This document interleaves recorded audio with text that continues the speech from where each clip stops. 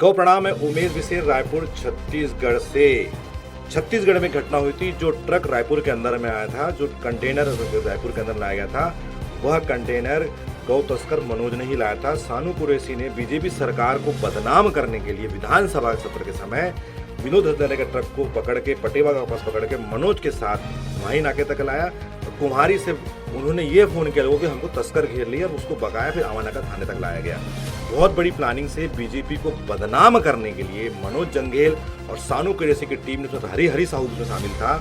हरी साहू, मनोज जंगेल और सानू कुरैशी ने मिलकर बदनाम करने के लिए यह रणनीति रची थी। तस्करी के ट्रक को लाया था ताकि विनोद हत्यारे अंदर हो जाए और सानू से बचे। पर पुलिस ने उस पूरी चीज की जांच पड़ताल करी और उन्होंने पाया कि सानू दोषी था, तो सानू को उन्होंने जेल भेजा, पर मनोज जंगेल बच गया। ये पूरी रणनीति रचने मनोज जंगेल, हरी साहू थे, जिसका अंदर होना बहुत जरूरी है। बड़े तस्कर, बारह बोल रहा हूँ, ये बड़े तस्कर हैं और ऐसे कई तरह की प्लानिंग करते हैं। अगर वो इतने साथी हैं कि एक हाथ से गलत काम करते तो पता ही लगता।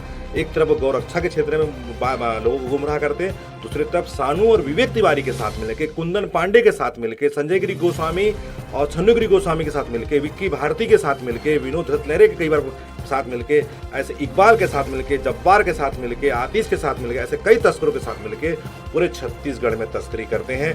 जहां और ये दोबारा फिर बोलूंगा उस चीज को, ये वो ट्रक पकड़ाते हैं जो इनके कंपटीशन में वहां पहुंचने का रहता है। क्योंकि जब अगर कम ट्रक तस्करी के बाजार में पहुंचते हैं तो इनका रेट बढ़ जाता है, और जब ज्यादा ट्रक पहुंचते हैं तो कहीं ना कहीं रेट घट जाता है। इसलिए दूसरे ट्रक को पकड़वाते हैं। अपने ट्रक को उस जहाँ पे भी, चाहे नागपुर हो या भंडारा, जहाँ भी ट्रक तो तस्करी पहुंचता है, वहाँ पे बोलियां लगती है। जो बोली 3 या 4 लाख की लगती है, वो बोली 10 लाख तक चल जाती है। इसलिए ये दूसरे ट्रक को पकड़वाते हैं, अपने ट्रक को, अपने पूरे ट्रकों को ये गौ तस्करी में लगाकर उसे तस्करी करवाते हैं।